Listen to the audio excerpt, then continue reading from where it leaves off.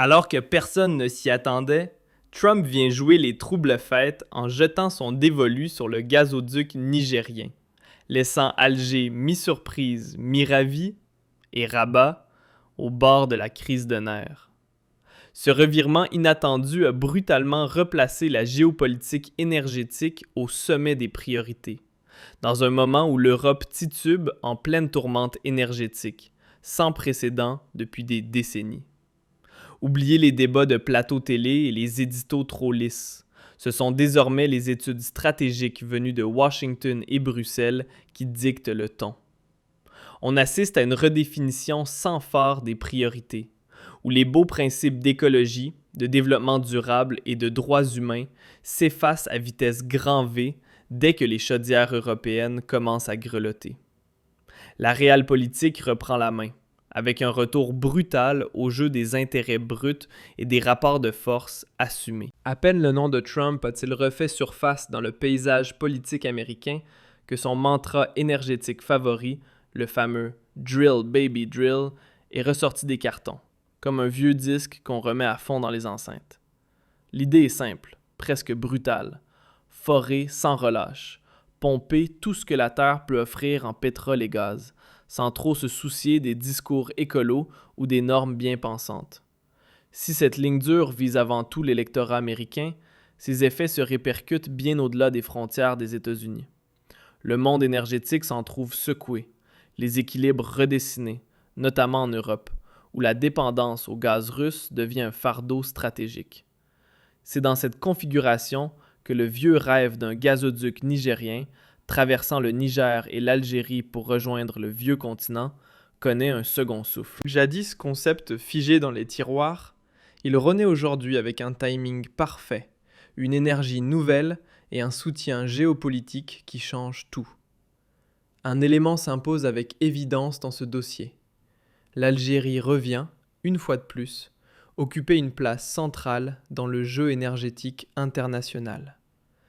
Pas uniquement comme fournisseur de gaz, mais comme partenaire jugé sérieux, stable et digne de confiance par les capitales européennes comme par d'autres acteurs majeurs. Les analyses venues des États-Unis sont claires sur ce point. Il ne s'agit ni d'un clin d'œil politique adressé à Trump, ni d'une manœuvre opportuniste liée à un changement d'administration. Le choix algérien repose sur des fondations bien plus solides. Une position géographique stratégique, des infrastructures déjà en service et des décennies de savoir-faire dans l'exploitation et l'exportation énergétique. Le pays dispose de liaisons gazières fonctionnelles vers l'Europe, d'une réputation bâtie sur le respect scrupuleux des accords signés et d'une diplomatie qui a toujours refusé de transformer le gaz en arme politique. Autant d'éléments qui expliquent pourquoi l'Algérie s'impose naturellement comme un maillon incontournable. Ce qui en a étonné plus d'un, c'est l'attitude étonnamment calme de Moscou. Alors qu'on aurait pu s'attendre à une levée de boucliers après la perte d'une bonne partie de son marché européen, victime collatérale des sanctions et des tensions politiques, la Russie n'a pas levé le petit doigt pour contrer les ambitions algériennes.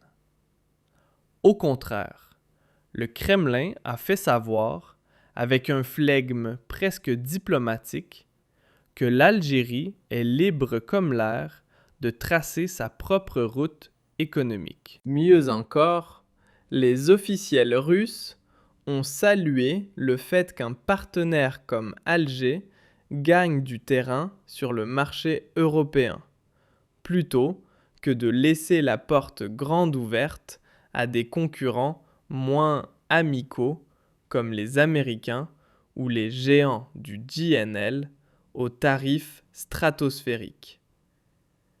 Cette posture, loin d'un bras de fer classique, en dit long sur la nature des relations algéro-russes.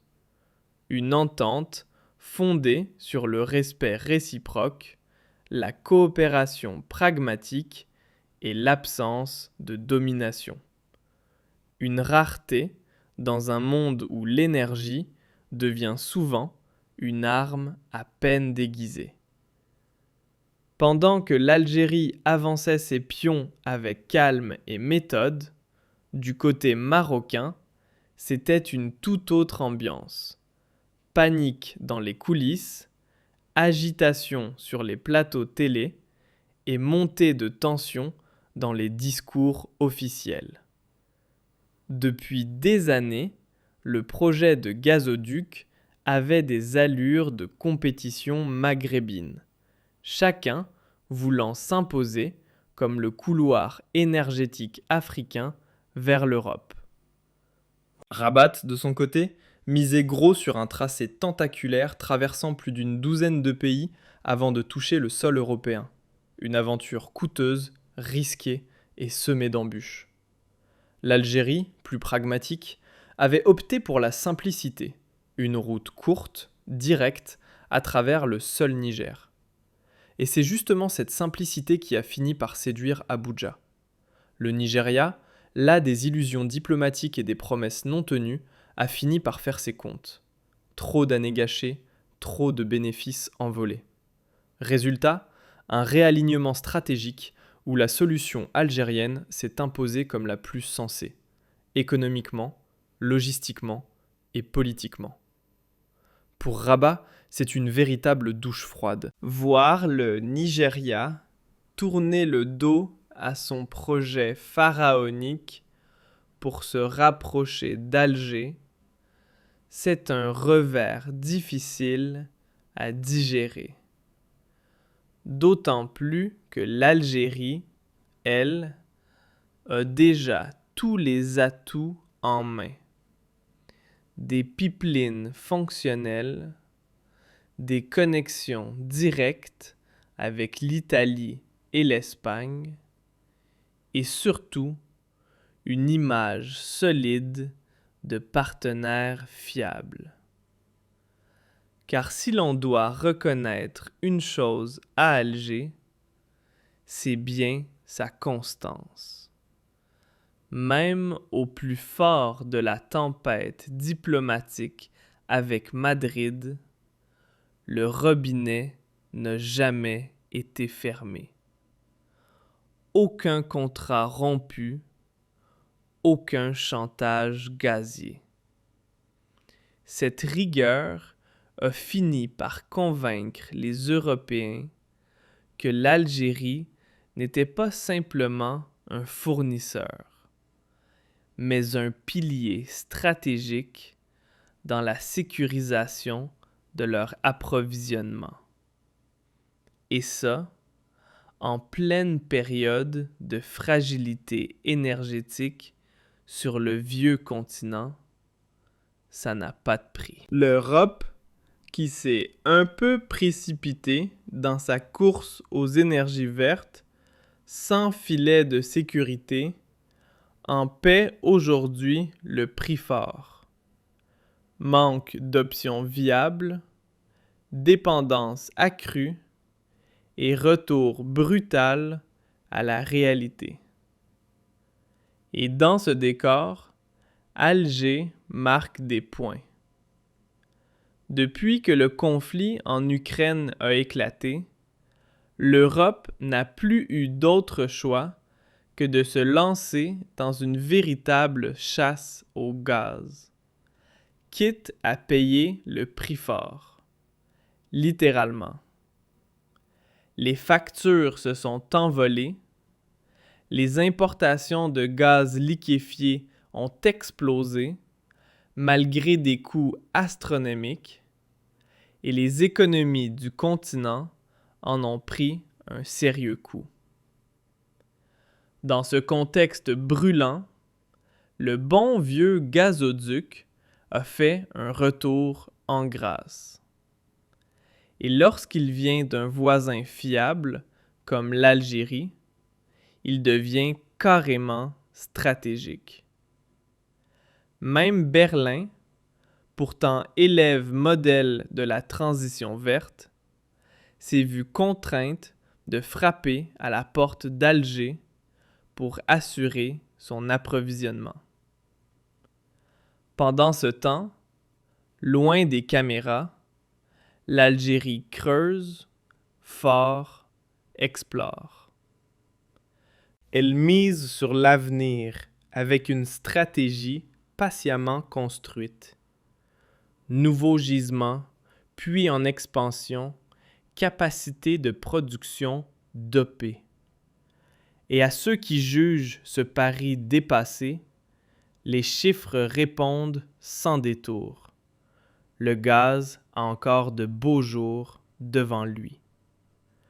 Même l'Europe la plus écologiste a dû remettre en marche ses vieilles centrales à charbon et repousser la fermeture de ses réacteurs nucléaires.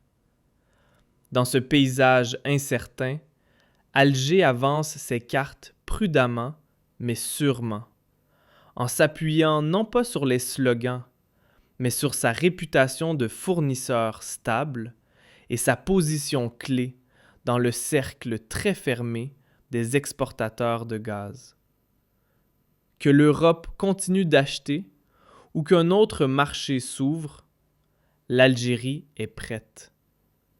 Et malgré les petites manœuvres de déstabilisation venues d'acteurs régionaux irrités, le partenariat tripartite entre Alger, Niamey et Abuja semble évoluer sans accroc. Une alliance silencieuse, mais redoutablement efficace, à l'image d'une diplomatie algérienne qui préfère l'action au bruit. Un modèle de sang-froid stratégique à méditer. Et ce pipeline, contrairement à ce que certains aimeraient croire, ne servira pas uniquement les intérêts du vieux continent. Il pourrait bien devenir un moteur de transformation pour le continent africain lui-même, en débloquant enfin le potentiel gigantesque de ressources gazières restées trop longtemps sous-exploitées, en attirant capitaux et investissements, et en tissant de nouvelles dynamiques de développement régional. Au fond, les faits parlent d'eux-mêmes. Dans le théâtre international, ce ne sont plus les grands discours verts ou les postures moralisantes qui dictent les règles, mais les réalités tangibles. Ceux qui allient vision stratégique, crédibilité acquise et infrastructures concrètes prennent naturellement les commandes. Et dans ce jeu-là, l'Algérie a clairement une longueur d'avance. Forte d'un parcours sans faute et d'une réputation construite sur la constance, elle s'affirme là où d'autres gesticulent dans le vide. Ce qu'on observe autour de ce projet dépasse de très loin les simples notions de tracé ou de budget. Le gaz n'est plus un sujet purement technique. Il est devenu le pièce maîtresse dans la recomposition de l'ordre mondial.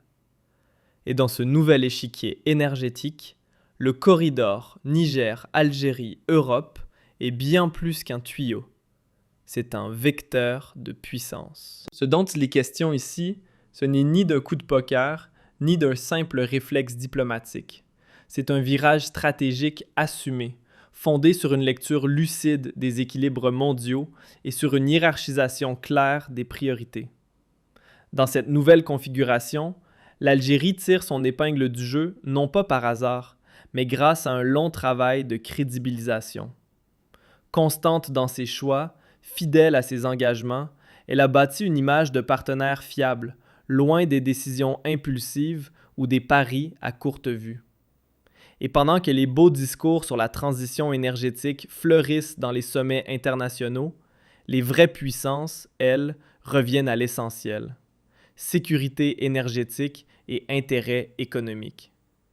Dans ce climat de retour au réalisme brutal, l'approche America First version fossile fait son grand comeback sous l'ombre de Trump. Le soutien de Washington aux pipelines passant par l'Algérie ne relève donc ni du hasard, ni d'une quelconque lubie idéologique. C'est un choix mûrement calculé. Garantir du gaz à l'Europe, réduire l'influence d'acteurs jugés menaçants et miser sur des alliés jugés stables, à la fois sur le plan politique et opérationnel. Dans cette partie d'échec énergétique, l'attitude de la Russie mérite qu'on s'y attarde. Là où beaucoup imaginaient un Kremlin furieux, prêt à défendre bec et ongles ses parts de marché, Moscou a surpris par son sang-froid. Pas de veto, pas de menace, pas de jeu de pression. Ce silence poli cache en réalité une lecture fine des rapports de force actuels et une reconnaissance explicite d'un principe fondamental. Chaque État reste maître de ses choix énergétiques. Loin de voir Alger comme un rival, la Russie semble plutôt miser sur une complémentarité stratégique à long terme, dans un monde secoué par des turbulences profondes et durables. Et ce calme apparent tranche radicalement avec l'agitation nerveuse observée ailleurs. Le Maroc, par exemple, illustre à merveille les limites d'une diplomatie trop portée sur l'image, les effets d'annonce et les symboles creux. Face à l'avancée concrète de l'option algérienne, Rabat s'agite. Mais derrière cette fébrilité se cache surtout une accumulation de déceptions. Car les scénarios rêvés, bâtis sur des fondations fragiles, se sont effondrés lentement, jusqu'à exposer l'écart entre l'ambition affichée et la réalité du terrain. D'un côté, un projet tentaculaire, hors de prix, serpentant à travers une quinzaine de pays avec des obstacles à chaque tournant. De l'autre, un tracé simple, court, appuyé sur des infrastructures déjà en place. Ce contraste en dit long. Il ne s'agit pas seulement de deux itinéraires techniques, mais de deux visions du monde.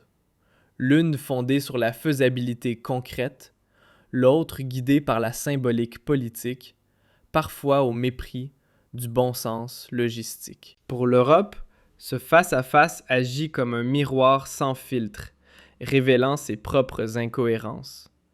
Pendant des années, le récit officiel a vanté une transition énergétique éclair, presque religieuse, parfois totalement déconnectée des réalités économiques et sociales du terrain.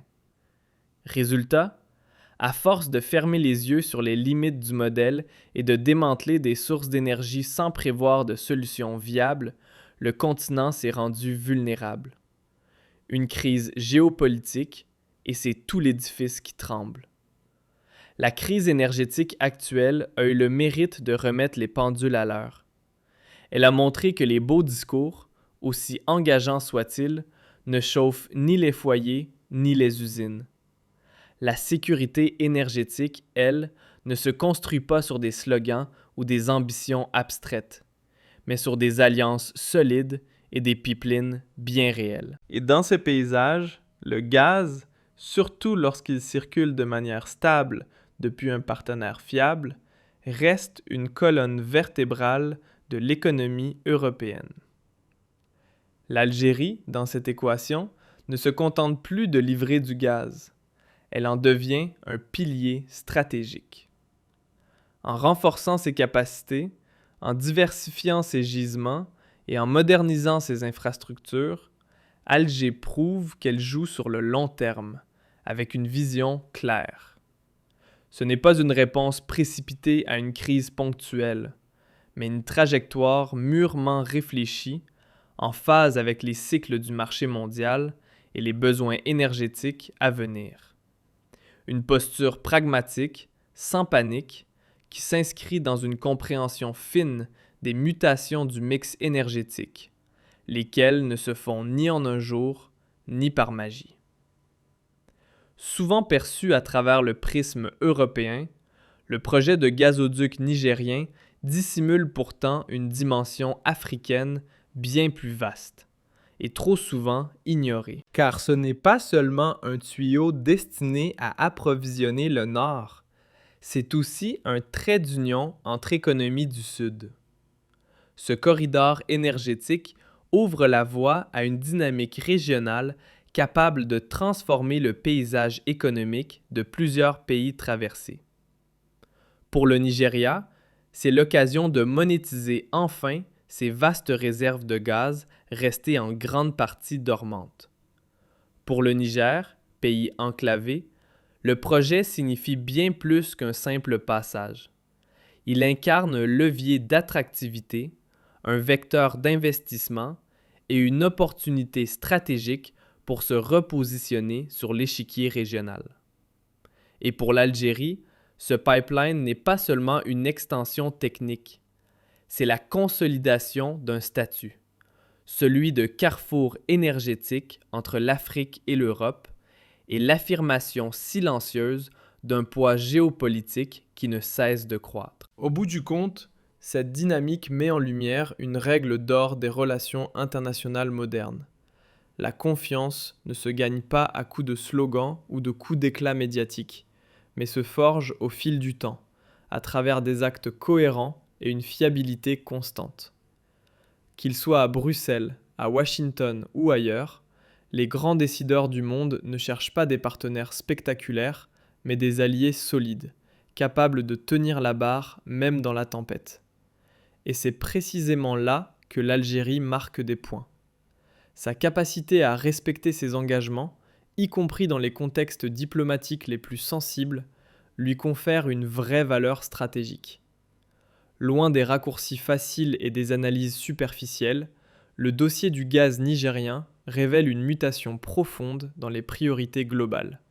Place au réalisme, à la logistique, à la géographie. Fini le temps des incantations idéologiques. Aujourd'hui, ce sont les États capables de proposer des solutions concrètes qui prennent le leadership. Et dans ce paysage en pleine recomposition, Alger fait le pari du sérieux, de la prévisibilité et d'une vision tournée vers le long terme. Un pari discret, mais souvent bien plus rentable que l'agitation ou les effets de manche, surtout dans un monde de plus en plus incertain et concurrentiel.